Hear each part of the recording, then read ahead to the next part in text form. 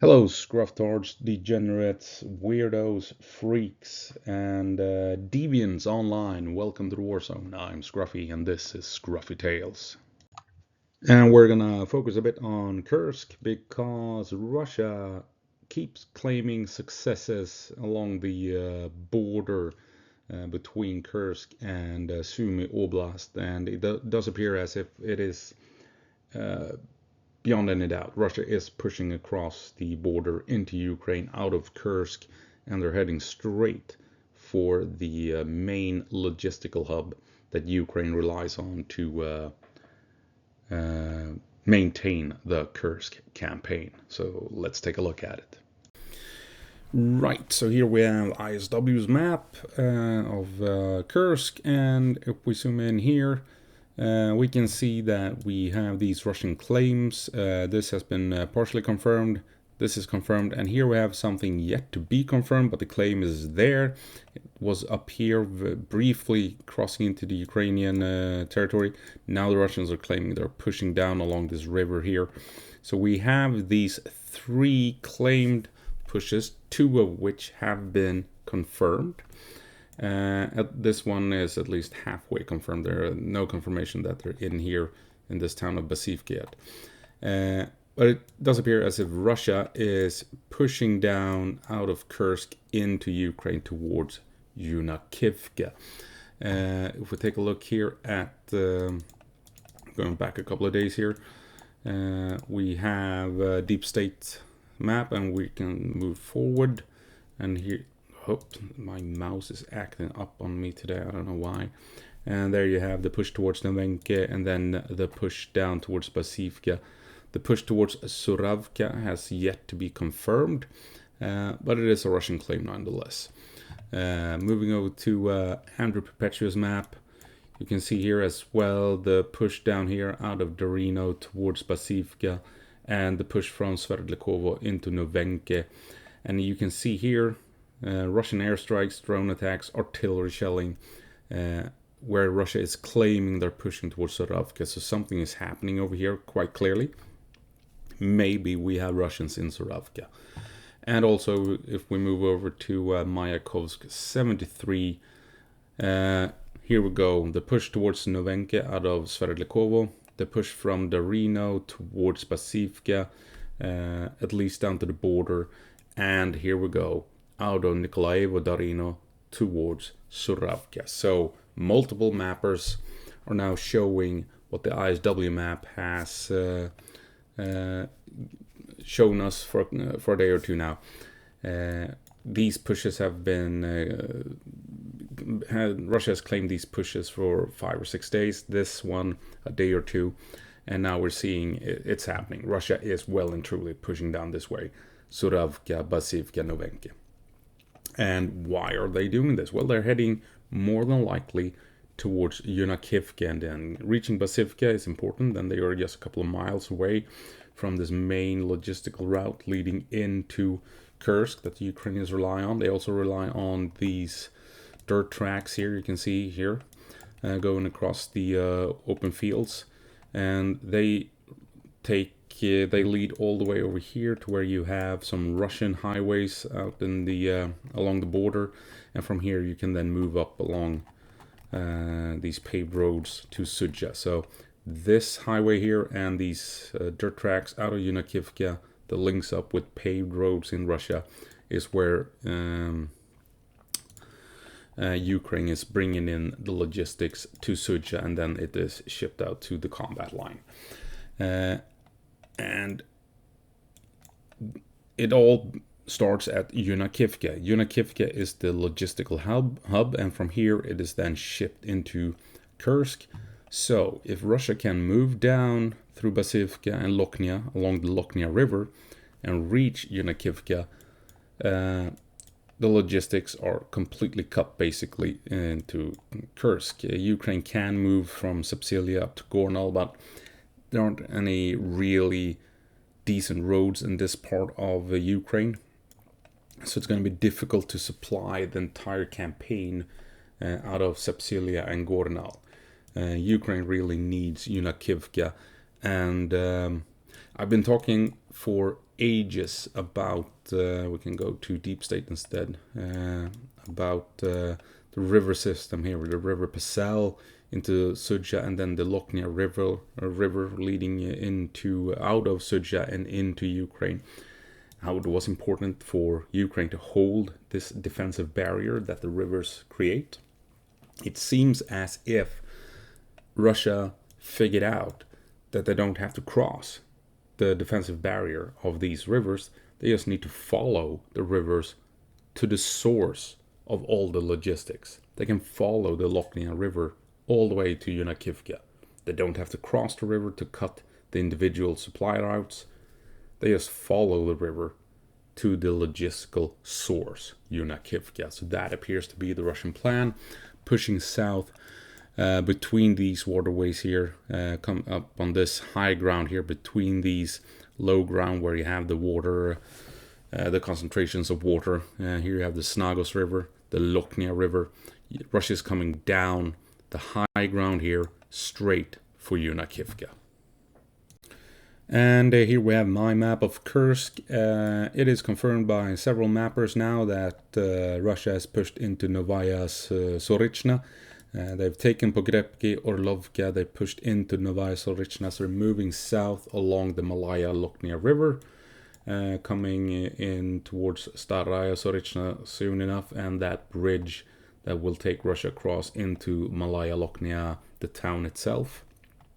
So they are pushing strongly from the north along the river.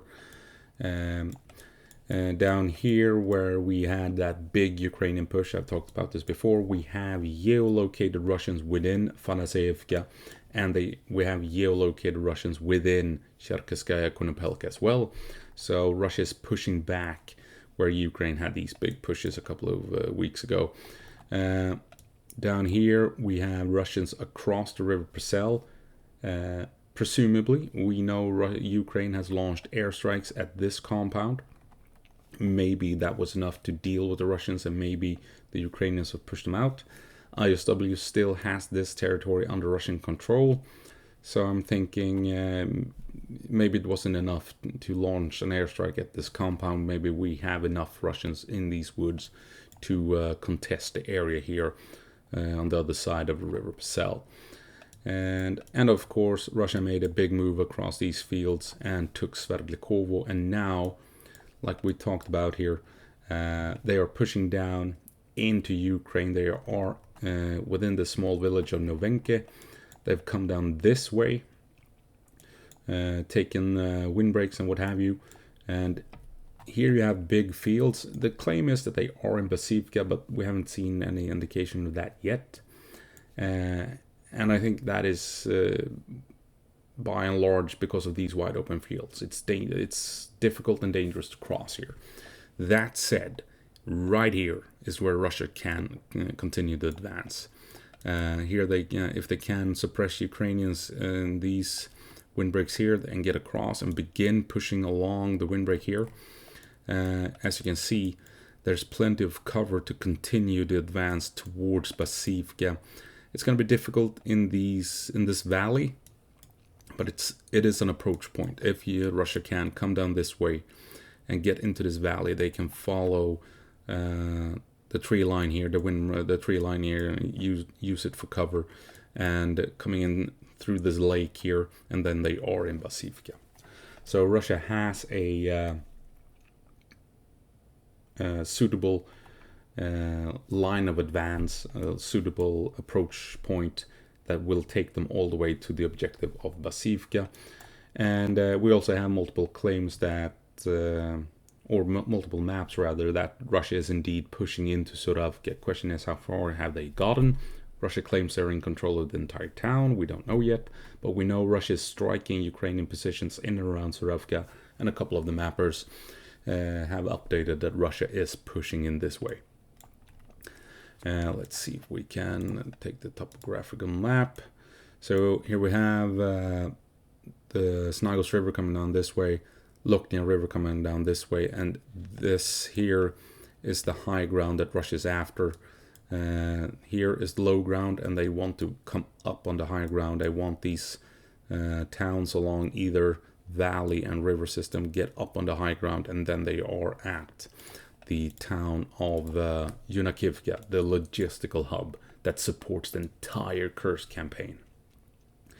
So instead of pushing across the river, struggling with the river to reach this supply route and struggling here and reach all of these supply routes, instead of putting focus on this, they follow the river south to the actual source of all logistics, Yunakivka.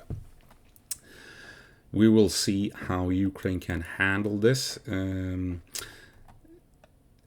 believe it's Andrew Perpetua that is claiming that this section here is under Ukrainian control. I'm skeptical about. I marked it as Ukrainian since his map is showing it. So, and we have seen some Russian strikes in the area as well. But I mean, this is an isolated position. Take a look. My mouse it's acting up. Plenty of cover, absolutely, but how do you reach them?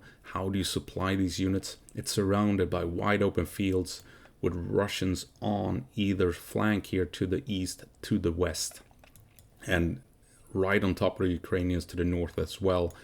And how will Ukraine move troops, supplies, and what have you across these wide open fields from south of Novenke north into Kursk? So if we have Ukrainians up here, they are well and truly isolated, and this position will more than likely be overrun soon enough, I'm afraid. But yeah, that's Kursk. Plenty of other pro-Ukrainian YouTubers that like to talk about this situation where Russia is just sending wave after wave after wave of troops towards Nikolsky, and everything fails. They just get wiped out in these wide open fields. Big victories for Ukraine, absolutely. And it drains manpower for the Russians, equipment for the Russians. But it also locks down Ukrainians at Nikolsky. Because if Russia gains access to this bridge here, then they stand a good chance of isolating the northern part here. So Ukraine must bring in troops to hold here. So all these attacks are locking Ukrainians in place in Nikolsky to prevent Russia from moving in and isolating the northern section here. And that, of course, prevents Ukraine from moving troops south to help in Novenke, as well as this battle is forcing Ukraine to allocate manpower and logistics to hold the line here, which makes it troublesome for Ukraine to support the fighting going on in the north. So this is a major, major issue for Ukraine, absolutely. I've seen some comments where they're asking, how is this possible? Why didn't Ukraine predict this? Why isn't Ukrainian defenses holding out more? I mean, you have to realize that if whatever Ukraine has in place here, if the Russians decided to go through it, they were going to build up a force that stood a chance to do it. So if you had 1,000 Ukrainians here, Russia would send in 3,000 to 5,000 troops to get the job done, right? So even if Ukraine had good, solid defenses in place, Russia would build up a force that could stand a chance of breaking through, which is what we're seeing. They pushed Ukraine out of this area, and then they pierced Ukrainian defenses at Novenke and now potentially at Suravka. So this doesn't necessarily mean that the Ukrainians weren't prepared. It just means that more than likely Russia built up a force. They put together intentionally a force that could handle the defenses in this area with the goal of pushing through towards Yunakivka. And remember, the claim is that they want Basivka, which means the defenses here, right on the border here, have held. And they are currently holding at Novenke. We'll see what happens over at Suravka. But quite clearly, this is a big move by Russia that could potentially end the entire Ukrainian Kursk campaign if Russia reaches Yunakivka. If they reach Basivka, they will cut this supply line. Ukraine can still move through here, obviously, which means Russia will have to continue to Lochnia and eventually Yunakivka. And, well, yeah, that's it. That's all I have for you this time around. Hopefully Ukraine can lock down the situation there along the border. See how it... Probably going to have to allocate forces from within Kursk to that area would be my guess, and maybe that's what we're seeing up north, where Russia is pushing forward in Pokidavki and further south. Maybe Ukraine is actually moving troops from that extreme northern position to resupply units further south along that border. Just guessing, you never know. I have no idea. But yeah, that's it. Ukraine needs to address it quite obviously, and we'll see if they manage to do so. Anyway, that's it. I hope I'll see you in the next one. As always, go på marsch, Ukraine, and give them hell.